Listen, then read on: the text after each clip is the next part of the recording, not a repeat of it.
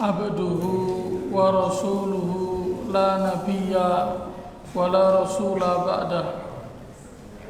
Wa qala Allah ta'ala fil Qur'anil Karim, ya ayyuhalladzina amanu taqullaha haqqa tuqatih wa la tamutunna illa wa antum muslimun. Wa qala aidan, ya ayyuhan nasu taqu rabbakumul ladzi khalaqakum min nafsin wahidah wa khalaqa minha zawjaha wa batha minhuma rijalan katsiran wa nisaa'a wattaqullaha alladzi tasaaluna bihi wal arham innallaha kana 'alaikum raqiba. Wa qala aidan, ya ayyuhalladzina amanu taqullaha wa qulu qawlan sadida yuslih lakum a'malakum wa yaghfir lakum dhunubakum wa may yuti'illaha wa rasulahu faqad faza fawzan 'azima.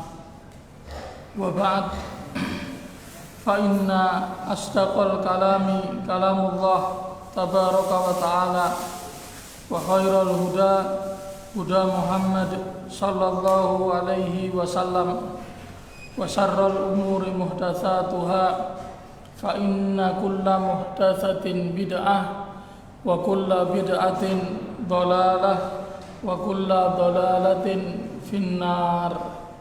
Ikhwati fillah, Bapak-bapak, ibu-ibu serta adik-adik jamaah masjid Salsabila, yang semoga kita senantiasa dirahmati oleh Allah Azza wa Jal.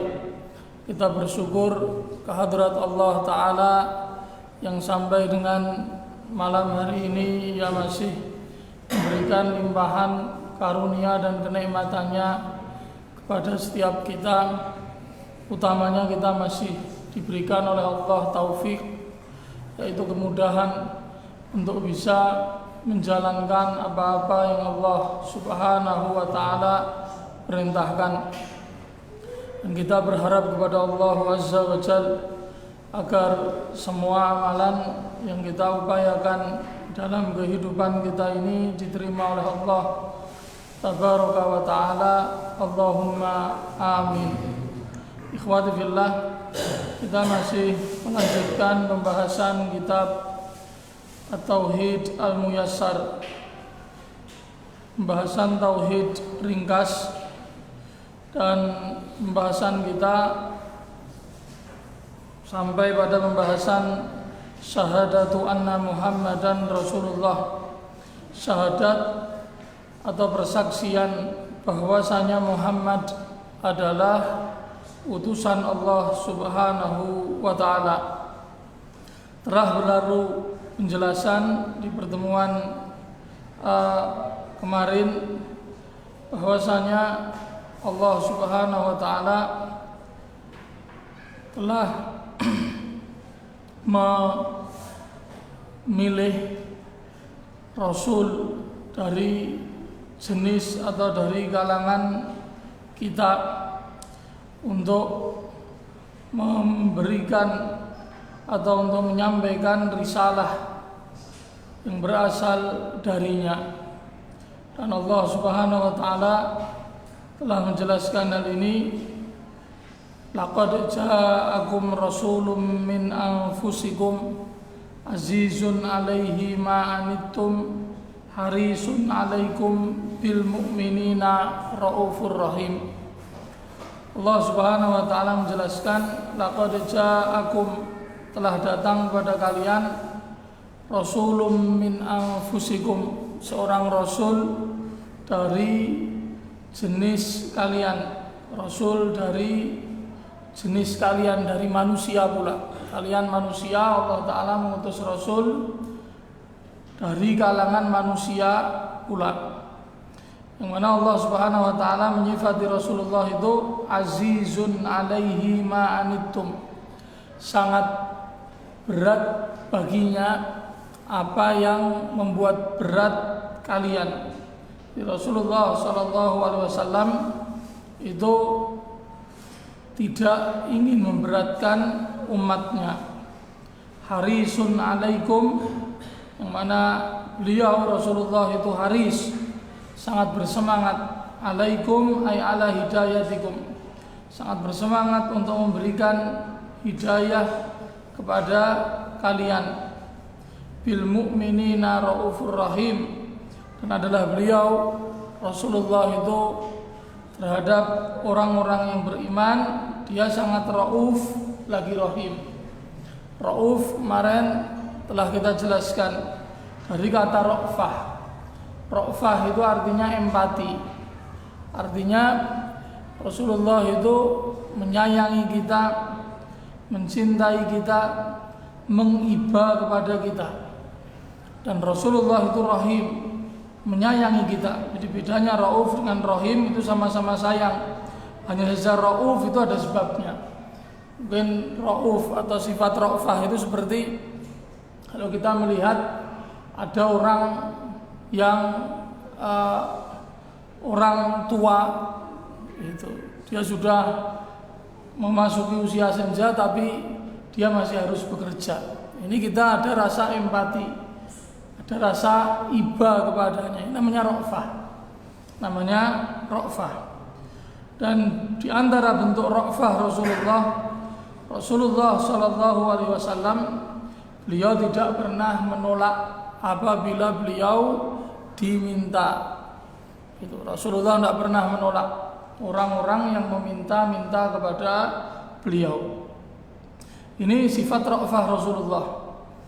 Dan beliau rahim kepada semua, yakni orang-orang yang beriman. Ini ikhwati fillah, barakallahu fikum. Dan kemarin kita juga telah mengetahui makna daripada syahadat anna Muhammadan Rasulullah, makna persaksian bahwasanya Muhammad itu utusan Allah. Itu maknanya apa? Maknanya adalah at-tasdiqul jazim, pembenaran dengan kokoh, dengan kuat, pembenaran min somimil qalbi, dari dalam hati, al-muwati'u liqaulil lisan, yang membersamai ucapan lisan. Jadi pembenaran hati yang dibarengi dengan ucapan lisan. Bi anna Muhammadan, bahwasanya Muhammad itu adalah Abdullahi, hambanya Allah, wa rasuluhu, dan rasulnya, ila tsaqalaini, kepada tsaqalain, yaitu dua yang dibebankan kepadanya syariat, yaitu manusia dan jin, kafatan semuanya. Ini jadi makna syahadat bahwasanya Muhammad itu utusan Allah. Kita membenarkan pembenaran yang kuat dari dalam hati kita, yang dibarengi dengan ucapan lisan bahwasanya Muhammad adalah hamba dan utusan Allah kepada manusia dan jin semuanya, tanpa terkecuali. Dan di sini ikhwati fillah ada penekanan al-muwati'u liqaulil lisan, yang dibarengi dengan ucapan lisan. Pembenaran hati dibarengi dengan ucapan lisan. Ini tujuannya apa ikhwati fillah? Agar kita munafik, yang mana orang-orang munafikun lisannya mengikrarkan bahwasanya beliau adalah utusan Allah Subhanahu wa taala, namun secara batin mereka itu kufur, mengingkari kerasulan dan kenabian Muhammad sallallahu alaihi wasallam. Dan Allah Subhanahu wa taala telah membongkar orang-orang munafikun di masa Rasulullah sallallahu alaihi wasallam. Allah Subhanahu wa taala mengingatkan Rasulullah, "Idza ja'akal munafiquna qalu nashhadu innaka la Rasulullah wallahu ya'lamu innaka la rasuluh wallahu yashhadu innal munafiqina lakadzibun. Kata Allah Azza wa Jalla, idza ja'akal munafiqun, ketika datang kepadamu orang-orang munafik. Orang-orang munafik datang kepadamu, di sini kepadamu Rasulullah. Qalu, kemudian mereka mengatakan, nashhadu, kami mempersaksikan bahwasanya engkau adalah utusan Allah. Apa kata Allah? Wallahu ya'lamu innaka la rasuluh. Dan Allah Ta'ala itu tahu bahwasanya engkau itu adalah benar-benar utusannya. Dan Allah kemudian memberikan penjelasan, innal munafiqin lakadzibun. Sesungguhnya orang-orang munafikun itu, mereka itu adalah para pendusta. Pendusta karena apa? Karena ikrar lisan mereka tidak dibarengi dengan ikrar hati mereka. Ini ikhwati fillah, barakallahu fikum. Dan sebagaimana pembahasan sebelumnya, yaitu syahadat tauhid la ilaha illallah itu memiliki dua rukun, yaitu an-nafyu wal isbat. Dalam pembahasan syahadat Muhammadur Rasulullah ini juga ada dua rukun. Rukun yang pertama adalah al-i'tirafu bi risalatihi sallallahu alaihi wasallam. Al-i'tiraf artinya adalah pengakuan. Kita harus mengakui, membenarkan kerasulan beliau Muhammad sallallahu alaihi wasallam. Wajib kita mengimani kenabian kerasulan beliau. Beliau adalah benar-benar utusan Allah Subhanahu wa taala, yang Allah taala utus untuk mengeluarkan umat manusia dari kegelapan, kebodohan kepada cahaya ilmu, cahaya Islam. Dan Allah Subhanahu wa taala menegaskan hal ini ikhwati fillah di dalam banyak ayatnya. Kita bisa melihat ikhwati fillah di antaranya di dalam surah At-Talaq, di ayat yang dua ayat sebelum terakhir, itu ayat yang ke-11. Allah Subhanahu wa taala menjelaskan tentang Rasulullah, Rasulullah yatlu alaikum ayatillahi mubayyinat. Dia adalah seorang rasul yang membacakan atas kalian ayatillahi mubayyinat, ayat-ayat Allah yang jelas kebenarannya dan tidak bisa diingkari, tidak bisa dipatahkan.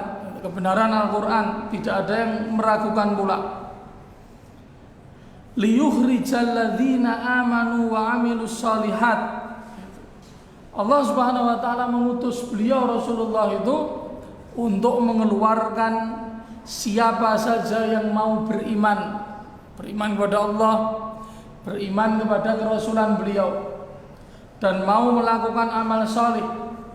Amal saleh ini amalan yang ikhlas dan sesuai dengan petunjuk beliau Rasulullah Muhammad sallallahu alaihi wasallam. Apabila amalan terpenuhi dua hal ini, dia lakukan semata-mata karena Allah dan untuk Allah dan sesuai dengan petunjuk Rasulullah, maka itu adalah amal saleh. Apa kata Allah? Minadz zulumati ilan nur. Allah Subhanahu wa taala mengutus beliau Rasulullah untuk mengeluarkan mereka orang-orang yang beriman dan beramal saleh dari kegelapan kepada cahaya. Dari kegelapan kepada cahaya. Dan Allah Subhanahu wa taala memberikan janji balasan berupa surga. Wa may yu'min billah wa ya'mal shalihan.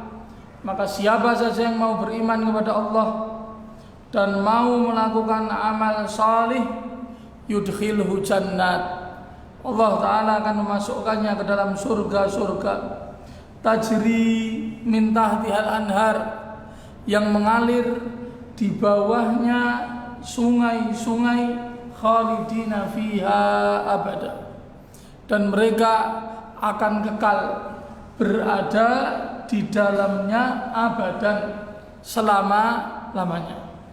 Ini ikhwati fillah, barakallahu fikum. Qad ahsanallahu lahu rizqa, dan Allah Subhanahu wa taala telah memberikan rizki yang terbaik kepadanya, itu kepada mereka orang-orang yang mau beriman dan beramal saleh. Itu balasan yang terbaik, rizki yang terbaik, yaitu jannah. Ini ikhwati fillah, barakallahu fikum. Diberikan janji surga dan dikatakan oleh Allah, khalidina fiha, kekal di dalamnya selama-lamanya. Kalau kekal di neraka, itu di sana terdapat beberapa ayat, beberapa hadis yang menjelaskan adanya siksa neraka yang kekal bagi seseorang yang melakukan dosa tertentu. Misalkan contoh dosa pembunuhan. Itu Allah Subhanahu wa taala menjelaskan tentang dosa pembunuhan, ya. Dosa pembunuhan itu diancam dengan siksa di neraka yang kekal. Akan tetapi kekekalan tersebut, ikhwati fillah, itu tidak selamanya. Tapi kalau surga dikatakan kekal, tidak mungkin keluar lagi. Orang sudah masuk surga tidak mungkin keluar lagi. Tapi kalau orang masuk neraka, itu selama dia masih ada keimanan, dia masih di atas tauhid, tidak pernah melakukan syirik, dia masih ada kesempatan untuk dikeluarkan dari neraka. Kita bisa berikan contoh diantaranya tentang dosa membunuh secara sengaja. Dalam surah An-Nisa ayat 93, wa may yaqtul mu'minan muta'ammidan, siapa saja yang berani membunuh orang yang beriman muta'ammidan, dengan sengaja, fajazauhu jahannam, balasannya adalah neraka jahannam, khalidan fiha, dan dia akan kekal di dalamnya. Dikatakan di sini kekal di dalamnya. Wa ghadiballahu alaihi, dan Allah Ta'ala murka atasnya. Wa la'anahu, Allah Ta'ala melaknatinya. Wa a'adda lahu azaban azima, dan Allah Ta'ala siapkan untuknya azab yang dahsyat, azab yang besar. Ini dosa pembunuhan. Dikatakan pelakunya itu diancam dengan neraka jahanam, kekal di dalamnya. Kekekalan bagi pelaku dosa besar seperti dosa pembunuhan ini, ikhwati fillah, ini kekekalan yang dibatasi oleh waktu. Dibatasi oleh waktu. Selama masih ada keimanan, masih ada tauhid dalam dirinya, maka dia akan dientaskan dari api neraka. Ini, dan para ulama menjelaskan, dikatakan khalidan fiha ini lituli muksihi finnar, karena lamanya dia harus berada di neraka, sampai seakan-akan dia itu sudah kekal di neraka. Ini. Jadi dalam pembahasan iman kepada hari akhir itu ada pembahasan as-syafa'ah, pembahasan syafaat, dan nanti itu juga ada di pembahasan kita di kitab Tauhid Al-Muyassar ini. Jadi kelak dikatakan oleh Rasulullah, ada orang-orang yang akan dikeluarkan dari neraka jahanam, itu sudah tidak berwujud, wujudnya itu seperti arang yang hitam, kata Rasul. Yuqalu lahum jahannamiyun, mereka itu dikatakan sebagai jahannamiyun, penghuni jahanam. Kenapa? Karena lamanya di dalam neraka jahanam. Tetapi karena masih ada tauhid di dalam diri mereka, dan mereka selama hidupnya tidak pernah berbuat syirik, itu mereka dientaskan oleh Allah dari neraka jahanam, kemudian dimasukkan ke sungai kehidupan Nahrul Hayah yang dikatakan oleh Rasulullah, fayanbutuna kama tanbutus syajar. Ketika mereka itu dimasukkan ke sungai kehidupan, mereka itu kemudian tumbuh berkembang seperti halnya pepohonan atau tanaman itu tumbuh berkembang. Ini kembali lagi utuh fisik mereka. Kemudian mereka dimasukkan ke dalam surga. Ini ikhwati fillah, barakallahu fikum. Jadi syafaat ini ada dan wajib kita imani, ikhwati fillah. Wajib kita imani. Ini ikhwati fillah, barakallahu fikum. Dalil yang lain apa ikhwati fillah? Dalil yang lain kita bisa lihat dalam surah Al-Jumu'ah di ayat yang kedua, Allah Azza wa Jalla menyatakan, huwallazi ba'atsa fil ummiyina rasulan minhum yatlu 'alaihim ayatihi wa yuzakkihim wa yu'allimuhumul kitaba wal hikmah wa in kanu min qablu lafi dhalalim mubin. Dialah Allah yang telah mengutus fil ummiyina rasulan, di tengah-tengah masyarakat yang ummi. Ummi itu tidak bisa baca, tidak bisa nulis. Dan memang demikianlah keadaan masyarakat Arab jahiliyah. Banyak atau yang mayoritas dari mereka itu tidak bisa baca tulis. Akan tapi mereka itu bukan orang-orang yang bodoh ya. Mereka orang-orang yang cerdas. Mereka orang-orang yang cerdas. Mereka orang-orang yang punya budaya sastra tinggi. Ini lantas bagaimana mereka bisa memberikan pesan atau bagaimana cara mereka belajar? Mereka punya kekuatan hafalan yang luar biasa, sehingga apabila mereka itu mendengar sesuatu, mereka bisa cepat untuk menghafalnya. Dan mereka memiliki pasar syair, pasar ukad itu untuk mereka beradu syair. Dan syair yang paling indah itu ditulis kemudian digantung di tembok Ka'bah untuk kemudian dibaca dan diajarkan dan dihafalkan oleh orang-orang. Jadi ada yang bisa baca, ada yang bisa nulis, cuma tidak banyak. Tidak banyak. Jadi mereka mengandalkan kekuatan hafalan. Termasuk Rasulullah itu tidak bisa baca dan tidak bisa menulis. Tetapi itu bukan aib bagi beliau. Tapi justru itu merupakan bukti kebenaran ajaran yang beliau sampaikan. Karena beliau bisa menyampaikan ayat-ayat Al-Quran yang secara gramatikal bahasa Arab itu tidak kalah dengan syair-syair Arab yang mereka kuasai, yang mereka hafal, yang mereka buat. Ayat-ayat Al-Quran itu bisa mengimbangi dan bahkan lebih tinggi itu sisi sastranya daripada sastra yang mereka dengar. Tapi kok bisa? Yang tidak bisa baca, tidak bisa nulis. Juga tidak pernah Rasulullah itu bergabung dengan mereka untuk mengikuti kebiasaan mereka adu syair dan seterusnya. Rasulullah tidak pernah ubiang-ubiung, tidak pernah kumpul sama umumnya orang-orang di masa beliau, tidak pernah. Ini ikhwati fillah, barakallahu fikum. Ini akan tapi beliau bisa membawakan ayat-ayat Al-Quran yang tidak lain dan tidak bukan itu adalah wahyu yang diwahyukan Allah kepada beliau. Jadi mereka tidak bisa nuduh Rasulullah. Dan kalaupun mereka menuduh Rasulullah sebagai seorang penyair atau sebagai dukun, tuduhan mereka itu tidak terbukti. Karena kenyataannya Rasulullah bukan penyair. Ini ikhwati fillah, barakallahu fikum. Dialah Allah yang telah mengutus di tengah masyarakat yang ummi rasulan, seorang rasul. Minhum, dari kalangan mereka sendiri. Kemarin sudah saya jelaskan tidaklah Allah mengutus seorang rasul itu kecuali dari masyarakatnya dan orang yang dia kenal kebaikannya di tengah masyarakat. Dia sosok yang dikenal kebaikannya dan dari keluarga yang baik pula. Semua nabi dan semua rasul, termasuk Rasulullah.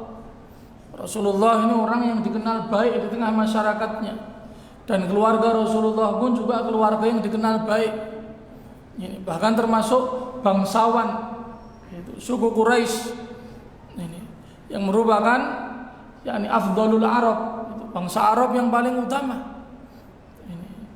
Ini ikhwati fillah barakallahu fikum. Jadi seorang rasul dari kalangan mereka sendiri. Tujuannya apa? Supaya bisa diterima. Supaya bisa diterima. Itu. Maka yang lebih pas itu untuk berdakwah ke tengah suatu masyarakat, itu yang lebih pas itu sebetulnya orang dari masyarakat tersebut. Ini yang lebih pas. Itu. Lebih bisa diterima. Lebih bisa diterima. Ya, idealnya berdakwah kepada orang Jawa ya pakai bahasa Jawa. Idealnya. Cuma tidak setiap orang Jawa itu bisa berbahasa Jawa. Nah, apalagi yang bukan orang Jawa. Ini ikhwati fillah barakallahu fikum. Tapi kalau seandainya bisa menyampaikan dengan bahasa Jawa, mereka itu akan lebih bisa menerima. Itu akan lebih bisa menerima. Ini ikhwati fillah barakallahu fikum. Allah Subhanahu wa taala mengatakan, Rasulam minhum yatlu alaihim ayatihi wa yuzakkihim, yang membacakan kepada mereka ayat-ayatnya, yaitu ayat-ayat Allah, dan mensucikan mereka. Di sini ada pelajaran apa ikhwati fillah? Bahwasanya dakwah itu ada harus unsur tazkiyah, menyucikan mereka. Menyucikan mereka itu dari apa? Ya, sama seperti kita nyuci. Kenapa sih pakaian kita cuci? Karena kotor gitu loh. Sudah kita pakai seharian, daki itu sudah nempel. Itu. Ya, sini yang tadinya bersih juga sudah ada coklat-coklatnya kena keringat. Kita cuci supaya bersih, supaya bekas-bekas kotoran yang nempel itu bisa luntur, bisa hilang. Maka tazkiyah dalam dakwah itu ya, mensucikan, membersihkan masyarakat dari noda-noda kotoran yang ada pada mereka. Dan kotoran yang paling kotor itu adalah kotoran syirik. Kotoran syirik. Yang mana Allah Subhanahu wa taala menyifati syirik itu dengan najis. Kesyirikan itu dikatakan oleh Allah dengan najis. Itu innamal musyrikuna najasun fala yaqrabul masjidal harama ba'da amihim hadza. Itu jelas. Innamal musyrikuna najasun. Sesungguhnya orang-orang musyrikin, orang-orang yang berbuat syirik, mereka itu najasun. Najas. Apa bedanya najas dengan najis? Kalau najas itu biangnya najis. Gitu. Pakaian kena kencing itu pakaian kita najis karena kena kencing. Sendiri najas. Jadi biangnya najis. Kotoran itu najas. Tubuh kita kena kotoran, tubuh kita najis, kena kotoran. Orang-orang musyrikun mereka itu najas. Orang-orang yang bawa najis di dalam dirinya. Gitu. Dan najis di sini bukan najis hissi atau najis anggota tubuh ya. Berarti kalau saya salaman sama orang kafir, orang musyrik, berarti saya harus cuci tangan. Enggak. Bukan itu maksudnya. Tapi yang disifati oleh Allah Ta'ala dengan najas itu qalbu mereka. Qalbu mereka itu najis. Kenapa? Karena ada ketergantungan kepada selain Allah. Makanya Rasulullah itu mendakwahkan tauhid, menyuruh umatnya untuk menjauhi segala bentuk syirik, semua bentuk perbuatan penghambaan kepada selain Allah, dan melarang dari berbagai hal yang bisa nyeret kita untuk jatuh pada kesyirikan. Itu dilarang. Yang bisa nyeret aja dilarang. Demikian pula menyucikan mereka dari apa? Dari kebid'ahan. Ini juga kotoran. Kotoran kebid'ahan. Juga kotoran dosa-dosa. Dosa-dosa itu kotoran kita. Bagaimana Rasulullah itu menjelaskan bahwasanya hati orang yang beriman itu asalnya putih. Dan tapi setiap kali ia berbuat dosa, nukitat alaiha nuktatan sauda. Setiap kali ada dosa, hati yang putih tadi itu ada titik hitamnya. Itu. Kalau sudah banyak titik hitamnya itu, kalkusi mujahiyan, kata Rasul. Seperti itu. Seperti bagian bawahnya panci, ngetel hitam. Itu. Ini ikhwati fillah barakallahu fikum. Ini kalbu yang tidak pernah dibersihkan. Maka Rasulullah itu yatlu alaihim ayatihi wa yuzakkihim, dan melakukan tazkiyah, menyucikan mereka. Wa in kanu min qablu lafi dhalalim mubin, dan adalah mereka itu sebelumnya adalah benar-benar di atas kesesatan yang nyata. Sebelum diutus Rasul, setelah diutus Rasul dan beliau mendakwahkan hidayah ini lambat laun mereka terima. Dan puncaknya itu Fathu Makkah, ikhwati fillah, di tahun 8. Bagaimana masyarakat Makkah al-Mukarramah yadkhuluna fi dinillahi afwaja. Mereka berbondong-bondong masuk Islam. Ini bukti keberhasilan dakwah Rasul alaihi salatu wassalam. Contoh yang lain, ikhwati fillah, ayat yang lain, yaitu yang disebutkan di kitab yang ada di tangan antum, surah Al-Fath ayat yang ke-29. Di situ disebutkan potongan, kita baca ayatnya yang utuh, ayat terakhir dari surah Al-Fath. Muhammadur Rasulullah walladzina ma'ahu asyidda'u 'alal kuffar ruhama'u bainahum tarahum ruk'an sujjadan yabtaghuna fadlan minallahi wa ridwana simahum fi wujuhihim min atharis sujud dzalika mathaluhum fit taurat wa mathaluhum fil injil kazar'in akhraja shat'ahu fa'azarahu fastaghlada fastawa ala suqih yu'jibu zurra'a liyaghidha bihimul kuffar wa'adallahu alladhina amanu wa 'amilus salihati minhum maghfiratan wa ajran 'azima. Allah Subhanahu wa taala mengatakan Muhammadun Rasulullah. Muhammad itu utusan Allah Subhanahu wa taala. Utusan Allah Subhanahu wa taala. Kata Allah walladzina ma'ahu, dan yang bersama beliau. Siapa? Para sahabat. Para sahabat yang bersama beliau itu asyidda'u 'alal kuffar. Mereka adalah orang-orang yang bersikap keras kepada orang-orang kufar. Ruhama'u bainahum, tetapi mereka ini orang-orang yang rahim, yang saling menyayangi kepada sesama mereka.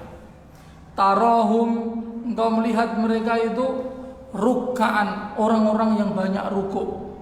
Sujjadan, banyak sujud, banyak sholat. Sholat sunnah mereka hidupkan. Dan mereka itu yabtaghuna fadlan minallahi wa ridwana. Mereka itu orang-orang yang bersemangat untuk mencari karunia dari Allah dan keridhaannya. Simahum fi wujuhihim, ciri yang tampak di wajah-wajah mereka itu min atharis sujud, bekas sujud. Jadi dahinya ini ada bekas sujud. Ini para sahabat, karena lamanya sujud mereka sehingga dahi-dahi mereka itu ada bekas sujud. Dzalika matsaluhum fit Taurat. Dan itu adalah penggambaran mereka sebagaimana telah disebutkan dalam kitab Taurat. Wa matsaluhum fil Injil, dan itu gambaran mereka yang telah disebutkan Allah di dalam Injil. Jadi Allah itu telah menjelaskan bagaimana ciri Rasulullah dan para sahabat diberitakan dalam kitab Taurat, dan demikian pula di dalam kitab Injil. Yang mana kata Allah, kazar'in akhraja syat'ahu fa'azarahu fastaghlada fastawa ala suqih. Gambarannya itu seperti benih yang mengeluarkan tunas. Kemudian tunas tersebut mulai tumbuh meninggi, dan lambat laun dia mulai kokoh, berdiri tegak, lurus. Yu'jibu zurra, yang membuat orang-orang yang menanamnya itu kagum. Oh, pohonnya sudah tinggi tegak, sudah kuat. Dan kata Allah, liyaghidha bihimul kufar. Allah Ta'ala memberikan gambaran seperti ini. Allah Ta'ala hendak membuat jengkel orang-orang kafir. Dan Allah Subhanahu wa Ta'ala menjanjikan bagi mereka orang-orang yang beriman dan beramal salih dari mereka ampunan dan pahala yang azima, pahala yang besar. Ini ikhwati fillah barakallahu fikum. Ini diantara dalil itu, diantara dalil yang menunjukkan bahwasanya Nabi kita Muhammad itu betul-betul Nabi dan utusan Allah Subhanahu wa Ta'ala. Ini rukun pertama yang wajib kita yakini. Yang kedua, rukunnya adalah i'tiqadu ubudiyatihi lillahi. Kita wajib meyakini beliau itu sebagai hamba.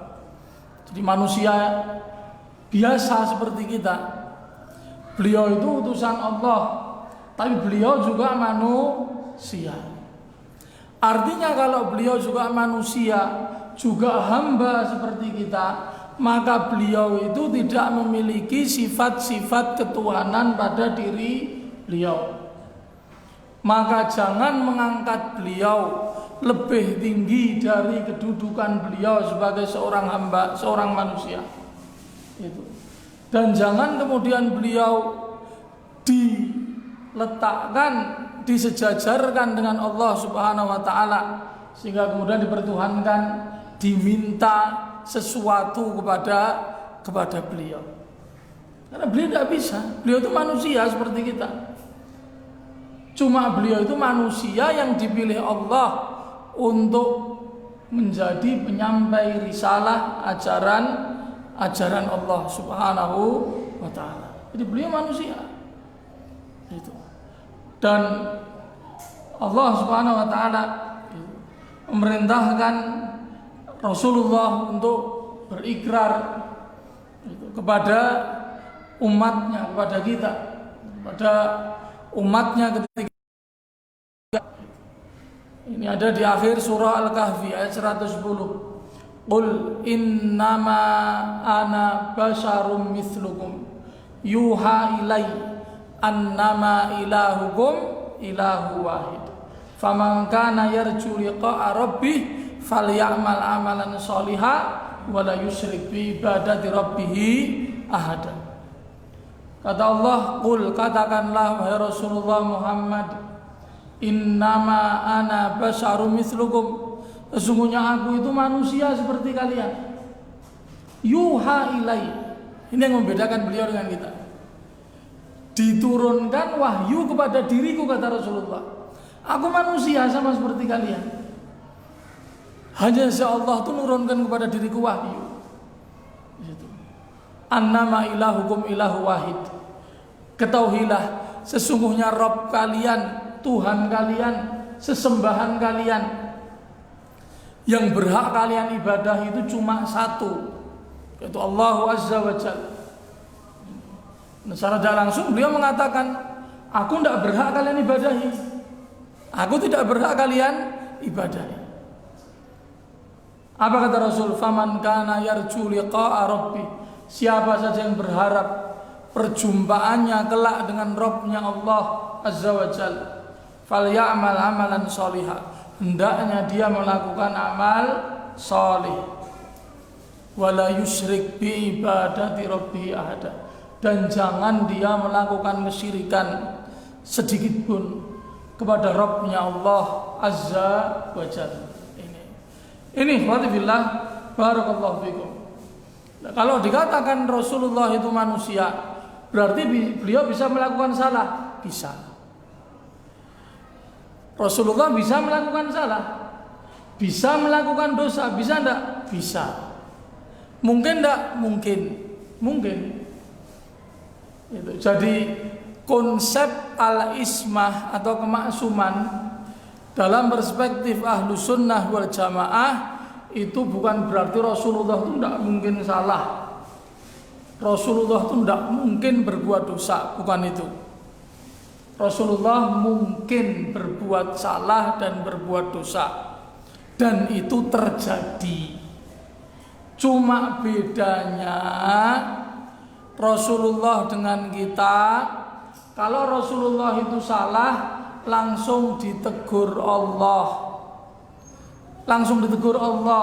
dan Rasulullah langsung balik, langsung bertaubat kepada Allah Azza wa Jalla, langsung kembali kepada Allah, dan itu menjadi peringatan buat kita umat beliau.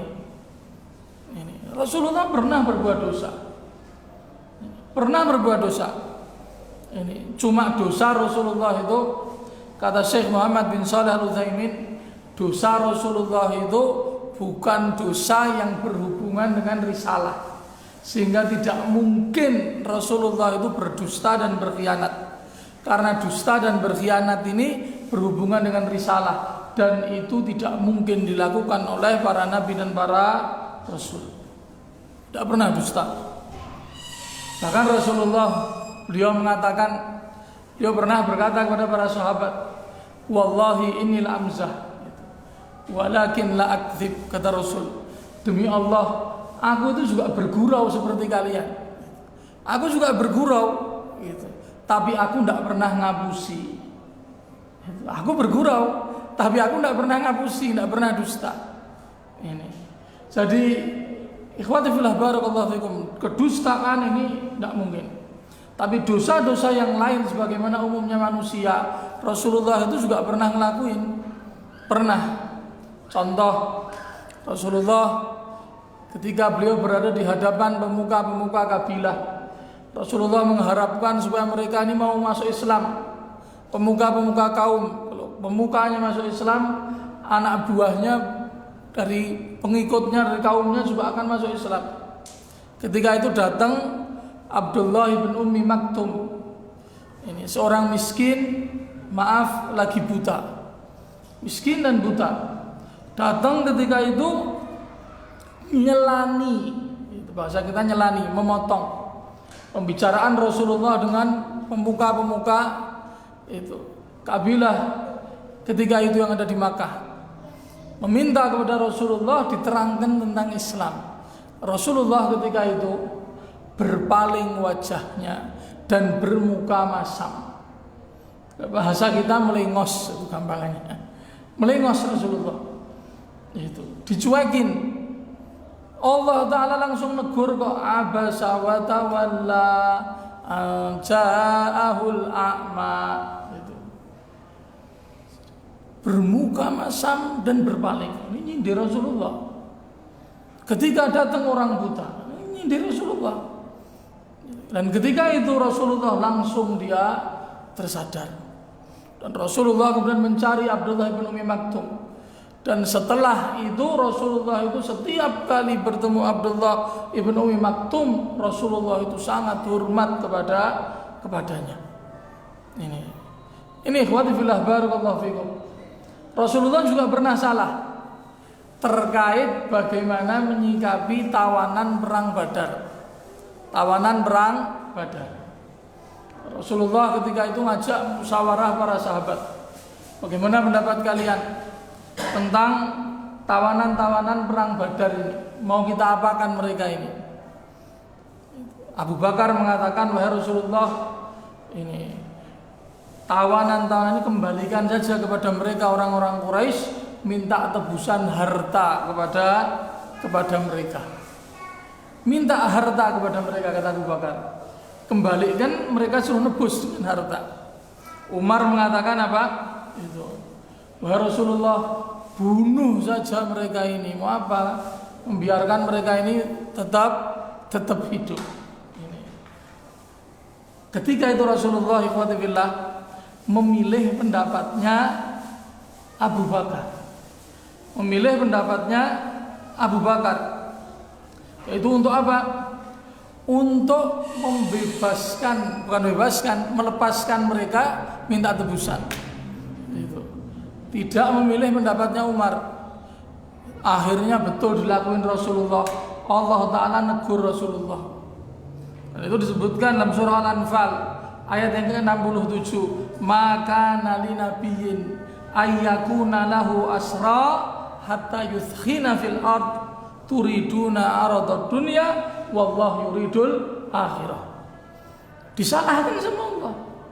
Tidak pantas Nabi kok punya tawanan yang dibiarkan hidup, kecuali kalau sudah berkuasa di muka bumi. Lah ini perang pertama, perang Badar kan perang pertama, punya tawanan perang kok dilepaskan. Itu bahkan Allah Ta'ala mengatakan apa? Hanya semata-mata karena kalian tuh kepengen dunia, harta dunia, dan Allah yuridul akhirah, Allah menginginkan akhirat. Disalahkan sama Allah. Jadi sebagai manusia beliau bisa salah, bisa berbuat dosa. Kan kita juga tahu ya, ada sujud sahwi. Dan sujud sahwinya Rasulullah itu bukan cuma sekali. Rasulullah itu riwayat yang menjelaskan tentang Rasulullah sholat lupa salah itu ada beberapa riwayat dengan konteks kejadian yang berbeda-beda. Ini pernah Rasulullah itu tidak atahiyat pertama, dari rakaat kedua langsung berdiri tegak pernah. Rasulullah juga pernah sholat asar cuma 2 rakaat. Rasulullah juga pernah sholat isya kelebihan 1 rakaat. Ini pernah manusia. Dan Rasulullah ketika itu pernah beliau salah sholat tapi tidak ada yang negur. Itu sampai akhirnya ada orang yang ngingetin tapi sudah lama baru ngingetin. Rasulullah ketika itu berpidato, innama ana basarun mithlukum ansa kama tansaun fa idza nasitu fadzakiruni. Sesungguhnya aku ini manusia sama seperti kalian. Aku bisa lupa sebagaimana kalian pun bisa lupa. Maka kalau aku salah, ingatkanlah aku. Ini ikhwati fillah barakallahu fikum. Ini di antara dalil. Itu. Dalam hal urusan dunia pernah salah. Contoh nih biar kita tahu aja. Ini. Dan kita tambah yakin kalau beliau itu manusia gitu. Sehingga tidak berhak untuk kemudian kita sanjung, kita tinggikan melebihi derajat beliau sebagai seorang manusia sampai dipinta-pinta kepada beliau bahkan setelah meninggal dunia. Contohnya adalah ketika Rasulullah melarang para sahabat Ansor untuk melakukan itu penyilangan pohon kurma supaya hasil buahnya itu bagus, disilangkan tidak tahu istilahnya setek atau cangkok, yang jelas disilangkan, dipotong dahannya kemudian disambungkan dengan dahan yang lain. Itu Rasulullah melarang. Itu melarang dari perbuatan takbir. Itu takbirun nakhli, itu menyangkok atau menyilangkan pohon kurma. Tapi Rasulullah kemudian dikasih tahu, Rasulullah, kurma itu kalau disilangkan itu hasilnya lebih bagus, buahnya lebih banyak, lebih lebat, dan juga lebih manis. Kita biasa melakukan itu dan hasil kebun kita menjadi hasil-hasil yang luar biasa. Itu. Setelah dikasih tahu, Rasulullah kemudian mencabut larangannya. Dan Rasulullah mengatakan apa? Antum a'lamu bi umuri dunyakum. Kalian lebih paham tentang urusan dunia kalian. Ini ikhwati fillah barakallahu fikum. Maka ikhwati fillah barakallahu fikum, Allah Subhanahu wa taala ikhwati fillah terkait dengan sifat hamba yang ada pada diri beliau, itu Rasulullah Muhammad sallallahu alaihi wasallam ini ikhwati fillah, Allah Subhanahu wa taala banyak menyebut beliau juga dengan sebutan hamba. Ini di antaranya Allah Subhanahu wa taala ketika menceritakan tentang Isra dan Mi'raj, Subhanalladzi asra bi abdihi, Maha suci Allah yang telah memberangkatkan hambanya di malam hari. Allah Ta'ala menyifati Nabi kita Muhammad dengan hamba. Di awal surah Al-Kahfi, Alhamdulillahilladzi anzala ala abdihil kitaba walam yaj'al lahu iwajan. Maha suci Allah yang telah menurunkan kepada hambanya Alkitab, ini Al-Quran, dan Allah tidak menjadikan Al-Quran ini iwajan, bengkok, tapi lurus, benar isinya. Itu Allah menyebutkan tentang Rasulullah itu dengan sebutan hamba-hamba, sebagaimana Allah Ta'ala menyebutkan para Rasul sebelum beliau pun juga dengan sebutan hamba. Ini bukan untuk merendahkan, tetapi untuk menunjukkan yang pertama, bahwasanya para nabi dan para rasulnya, termasuk Rasulullah itu hamba yang menghamba kepada beliau, yang pertama. Dan yang kedua, bahwasanya mereka itu berada di atas puncak penghambaan. Itu di atas puncak penghambaan. Jadi kalau ngomong kualitas penghambaan, kualitas ibadah, tidak ada yang mengungguli para nabi dan para rasul. Para nabi dan para rasul itu orang yang paling solih, orang yang paling banyak ibadahnya kepada Allah daripada masyarakatnya atau kaumnya. Nah, apalagi Rasulullah. Rasulullah ini umatnya paling banyak. Ini. Dan kenabian beliau, kerasulan beliau itu tidak dibatasi oleh ruang dan waktu. Nabi dan Rasul sebelum beliau itu dibatasi ruang dan waktu. Itu ada wilayah dakwah yang sendiri dan ada batas waktunya, selesai apabila itu. Kemudian Allah mengutus Rasul setelahnya, Nabi setelahnya di wilayah yang sama. Kalau Rasulullah kan tidak. Itu risalah beliau itu lintas teritori, lintas wilayah, semua belahan dunia dan semua umat manusia di setiap masa sampai tegaknya hari kiamat. Tidak akan ada yang bisa mengungguli Nabi kita Muhammad sallallahu alaihi wasallam. Ini dua rukun daripada syahadat Muhammadun Rasulullah yang wajib kita fahami, wajib kita yakini. Fahuwa rasulun la yukadzab wa abdun la yu'bad. Dikatakan di sini seperti itu. Beliau seorang rasul yang tidak boleh didustakan dan beliau seorang hamba yang tidak boleh diibadahi. Ini mungkin ikhwati fillah apa yang bisa saya sampaikan di kesempatan malam hari ini. Insyaallah taala yang akan datang kita akan bahas tentang syarat-syarat daripada syahadat anna Muhammadan Rasulullah. Silahkan jika ingin diadzani terlebih dahulu. Bismillah.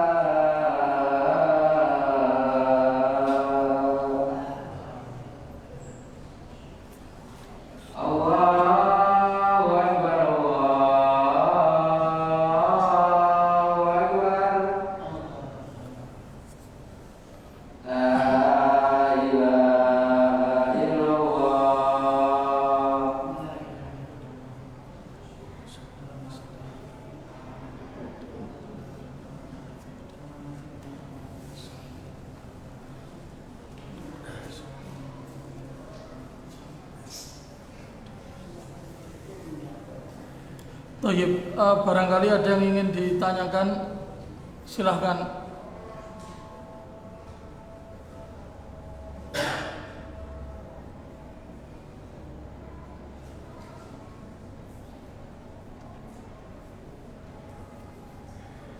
Belum ada?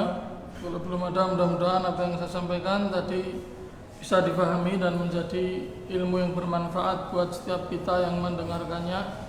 Kita akhiri dengan doa kafaratul majlis. Subhanakallahumma wa bihamdik asyhadu an la ilaha illa anta astaghfiruka wa atubu ilaika. Assalamualaikum warahmatullahi wabarakatuh.